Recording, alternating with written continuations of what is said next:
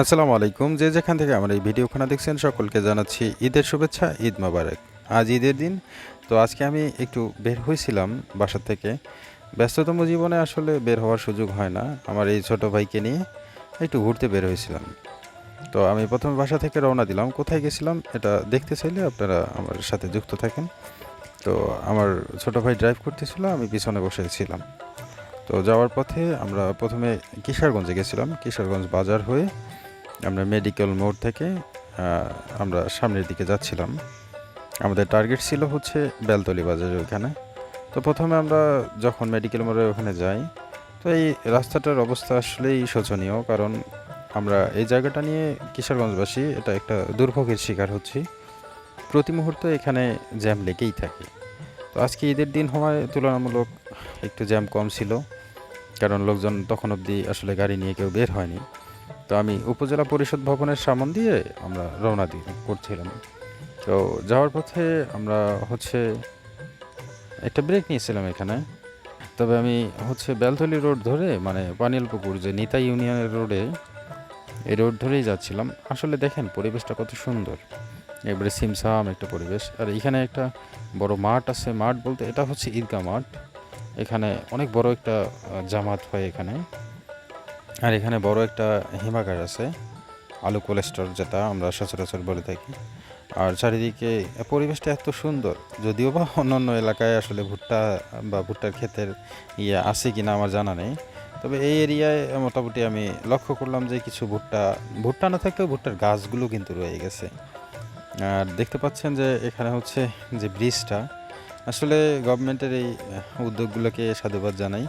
প্রতিটা হচ্ছে পানি উন্নয়ন বোর্ডের আন্ডারে যে যে ব্রিজগুলো আছে সবগুলো সুন্দর একটা কারুকার্য খচিত করছে তারা। তো আমরা দেখতে দেখতে কাছারি বাজার পার হয়ে বেলতলি বাজারের কাছাকাছি চলে আসছি। এই যে দেখতে পাচ্ছেন আপনারা, এটা হচ্ছে বেলতলি বাজার। মানে ঐতিহ্যবাহী ফুটবল মাঠ। এই মাঠে আসলে অনেক বড় বড় খেলোয়াড়রা এসে খেলে যায়। এই যে আমরা বেলতলি বাজার চলে এসেছি। এই যে এটা হচ্ছে আমার সেই কাঙ্ক্ষিত জায়গা, গরিবের কক্সবাজার বলতে পারেন। কারণ হচ্ছে এখানে দেখতে পাচ্ছেন আপনার বিষয়টা, কত সুন্দর একটা ফোয়ারা সিস্টেম চলতেছে। ঠিক আছে, প্রচুর মানুষ আসে এখানে দেখার জন্য। আজকে ঈদের দিন, আর আমরা যে সময়টাতে গেছিলাম তুলনামূলক মানুষের একটু চাপ কম ছিল, তাও আসলে লক্ষণীয় মানুষ ছিল। মানে আপনারা অবাক হবেন যে এখানে এই যে দেখতে পাচ্ছেন যে কত সুন্দর একটা প্রাকৃতিক পরিবেশ। এটা মূলত একটা নদী। আপনাদের আরও সহজ করার জন্য আমি হচ্ছে নিচে গিয়ে দেখাচ্ছি। এই যে দেখতে পাচ্ছেন, মনে হচ্ছে যে ভাত সিদ্ধ করতে বসাইলে যেমন ভাতের বলক উঠে, ঠিক সেরকম একটা পরিস্থিতি তৈরি হচ্ছে এখানে। মূলত এটা হচ্ছে আপনার আমাদের কিশোরগঞ্জের অদূরে নিতাই ইউনিয়নের পাশেই। মানে এখানে দেখেন একটা সাগরের ফিলিংস আছে। পানিগুলা ওখানে বাড়ি খাওয়ার কারণে দেখা যাচ্ছে ফেনা সিস্টেম হয়ে উঠতেছে। আমি ব্লকের মধ্যে গেলাম এই ছোট ভাই সহ ২-৪টা ছবি-টবি খিঁচলাম আরকি। ভালোই লাগলো বিষয়টা। তো এখানে ঘুরে ফিরে আমার একটা জিনিস অবাক লাগলো যে হচ্ছে সাগরের যে ফিলটা, আসলে কক্সবাজার যাওয়া হয়নি কখনো, তো তাই এখান থেকে যা ঘুরে ফিরে একটু সাগরের ফিলটা নেওয়ার চেষ্টা করলাম আর কি। তো গেলামই যখন, তখন পাশে একটা পুরানা যেটা সাইফোন, যেখানে আমার আসলে অনেক স্মৃতি আছে।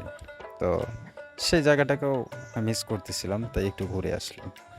তো ভালো থাকবেন সকলে, আর ভিডিওটাতে একটা লাইক দিয়ে দিবেন। আসসালামু আলাইকুম।